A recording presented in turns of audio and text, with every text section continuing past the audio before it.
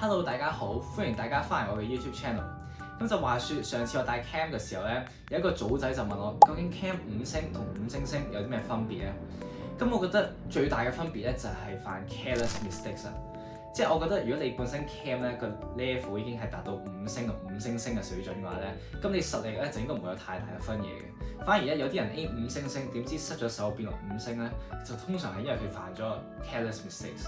咁 careless mistakes 呢樣嘢咧，基本上無論你係咩 level 咧，你都好大機會會犯㗎。咁所以咧，今集咧我就想分享一下我平時咧 check 卷嘅時候係點樣 check careless mistakes 啦，希望都幫到大家。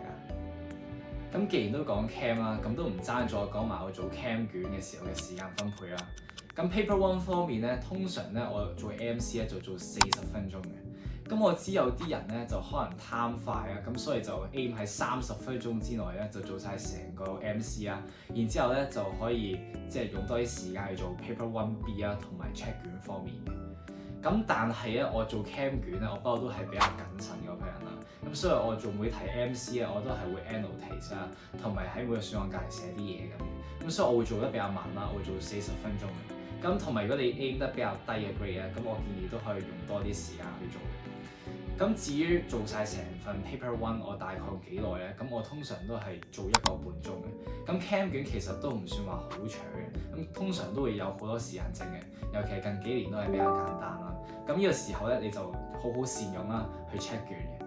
咁至於 Paper Two 方面咧，我通常都係一半半啦，一半做我第一個 elective 啦，跟住第二半咧做第二個 elective 嘅。咁反倒是 Paper Two 咧就比較少嘅時間我可以用嚟 check 卷，通常都係得5分鐘咁樣。咁做緊卷嘅時候咧，我就唔會去 check 卷嘅，我通常都係做晒成份卷之後，我先會 check 卷嘅。咁始終都係驚自己做唔切啦，萬一係，咁所以都有呢個心態，咁所以我都係等做晒成份卷先至 check 卷。咁我就講一講下我平時 Paper One 係點樣 check careless mistakes 啦。咁我一開波咧就會先 check 咗 Paper One B 嘅計數題嘅，因為我覺得計數題咧係比文字題更加容易出事嘅，譬如你會篤錯機啊、睇錯數啊。咁通常咧我就會有4步嘅。第一步咧我就會 check 下自己係咪用齊晒題目嘅所有數字先啦。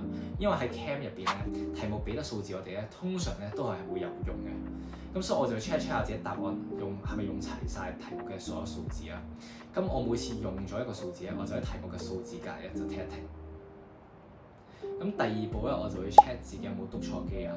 咁其實都係將答案嘅嗰條式拋落個計數機嗰度篤一次，睇下自己嘅答案係咪符合翻你之前計出嚟嘅答案嘅啫。咁然之後啦，第3步咧，我就會 check 下自己嘅答案係咪答緊題目問緊嘅嘢啦。因為有時候咧 Cam 嘅計數題咧就可以幾複雜下嘅，咁就可能有2-3步嘅 calculation 你先可以得到個答案。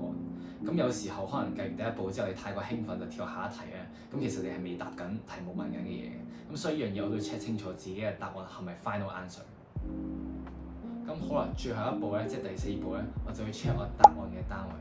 即係譬如我考嗰年咧，即係2025年咧，咁有啲題目咧就好陰濕嘅，會叫我哋用一啲唔常見嘅單位去作答嘅。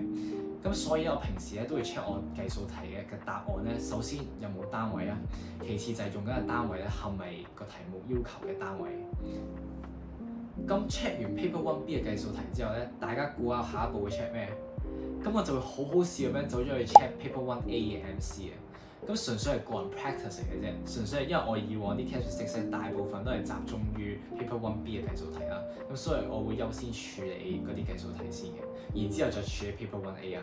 咁我點樣 check Paper One A 咧？咁我就會 check 嗰啲答案嘅分佈嘅，因為根據 past paper 嘅趨勢咧，個答案通常都係平均分佈啊，或者接近平均分佈嘅。咁 for reference 啊，歷史上咧好似係一個選項最少係7啦，最多係11嘅。咁 anyways 啦，只要我嘅選項咧係答少過9次咧，咁我就會將嗰啲題目咧就全部 check 一次嘅。咁 for 嗰啲等於9次或者多過9次嘅嗰啲選項咧，咁我就唔會去 check 嗰啲題目嘅。咁 check 完 Paper One A 之後咧，我就會走翻去 check Paper One B 啊。咁呢個時候咧，我就會集中 check 我 equation 或者 formula 有冇寫啱嘅。咁 equation 方面咧，我就睇下自己有冇巴啱啲 equation 啦，即係 equation 嘅兩邊每一個 element 嘅數量應該都係一樣一致嘅。然之後就係 formula 啦，咁我記得我中六 mark 嘅時候係唔小心將 PB 正寫錯 PB 正嘅，咁所以 formula 都要 check 嘅。咁同埋 organic chem 嗰啲 structural formula 都可以最好 check 一 check 下啦。即係譬如 C 咧，叉開佢嘅 bond 咧應該有4條嘅。咁如果多過4條嘅話，你就發覺自己可能做錯咗。咁然之後咧，我就會重點去 check diagram。即係譬如 redox 咧，佢咪會俾啲 chemical cell 同埋 electrolytic cell 嗰啲 diagram 嚟嘅。咁我就要 check 下自己 label anode 同埋 cathode electron flow 嗰啲有冇 label 錯啦。因為 label 錯咗就好大鑊噶嘛，你成條題目就可以揮手選咗已經㗎啦。咁所以呢啲嘢一定要 double check 多次嘅。咁同埋自己畫嘅 diagram 啦，咁你 label 足唔足夠啦？同埋 electron diagram 方面，你每粒 atom 係咪畫咗8個或者2個嘅 electron 咧？係咪 fully filled 嘅 electron shell 咧？咁至於如果題目要求你畫 graph 嘅話，都最好 check 自己 x-axis 同埋 y-axis 有冇 label 啱啦，同埋自己 shape of the graph 究竟係咪啱嘅。咁好啦，最後啊，喺你 check 晒嗰啲咩計數題啊、MC 啊、equation 啊、diagram 之後咧，我就會開始 check 其餘嗰啲垃圾嘅題目啦。咁我通常就會 check 每條 long quest 上面嘅嗰個大題目啦，我會再讀多次啦，睇下自己有冇漏任何嘢啊，同埋我用 highlighter 咧去 highlight 翻啲重點字眼啦。然之後分題嗰邊咧，我就會 check 下啲 naming 啊、labeling 啊啲題目咧，個 spelling 啱唔啱啦，因為個 spelling 係真係會計分嘅。